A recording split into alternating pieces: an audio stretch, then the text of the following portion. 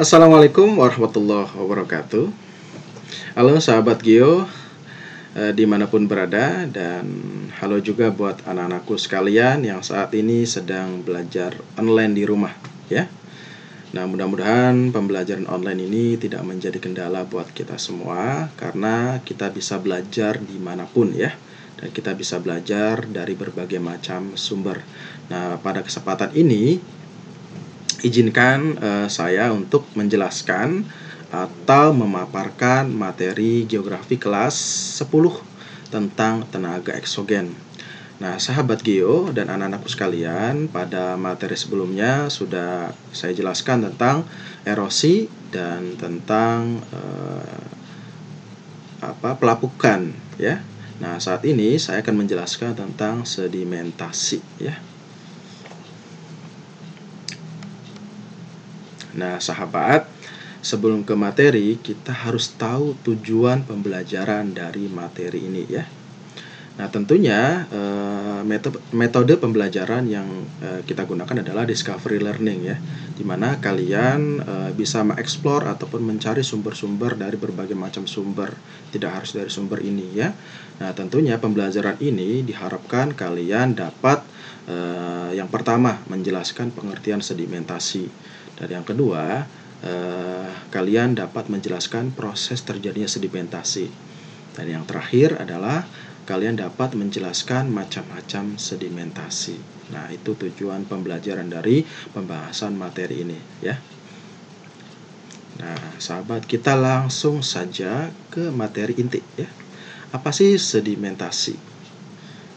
Nah, sedimentasi ini bisa dikatakan sebagai peristiwa mengendapnya material batuan yang dibawa oleh angin atau air ya. Kalau pada erosi dan pelapukan terkesan merusak ya sahabat. Nah, di sedimentasi justru menambah material baru, namanya juga mengendap ya sahabat. Nah, itu pengertian daripada sedimentasi. Nah, sahabat, bagaimana sih proses sedimentasi itu berlangsung?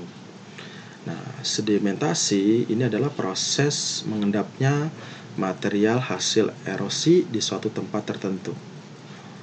Kenapa dikatakan suatu tempat tertentu? Karena sedimentasi ini bisa terjadi di sungai, bisa terjadi di laut, ya, bisa terjadi di daratan, ataupun bisa terjadi di danau, ya, ataupun bisa terjadi di daerah gletser, ya, gitu.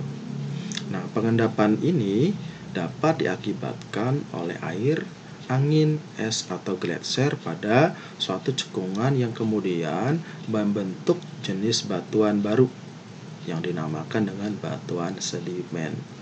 Nah, kalau sebelumnya kita pernah belajar tentang batuan, ternyata batuan sedimen itu adalah terbentuk dari hasil proses sedimentasi ya. Nah, sahabat, berikutnya adalah macam-macam sedimentasi.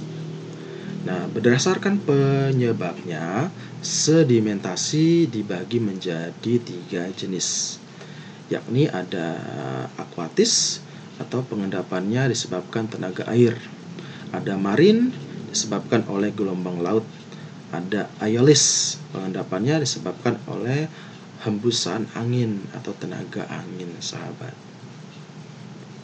Nah, ini adalah salah satu bentuk ataupun contoh dari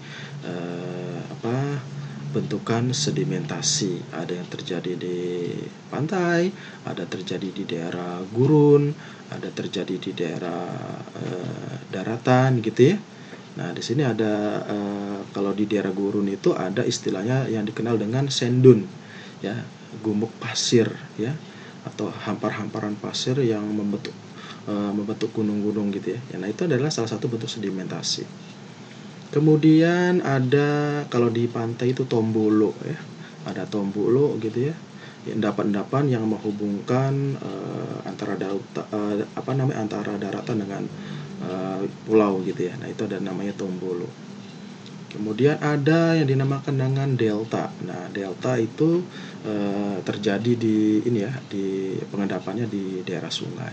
Masih banyak sekali sahabat contoh-contoh daripada sedimentasi. Tentunya kalian tidak harus belajar dari sini, kalian bisa belajar dari sumber manapun yang yang dapat meningkatkan pengetahuan kalian tentang sedimentasi ya.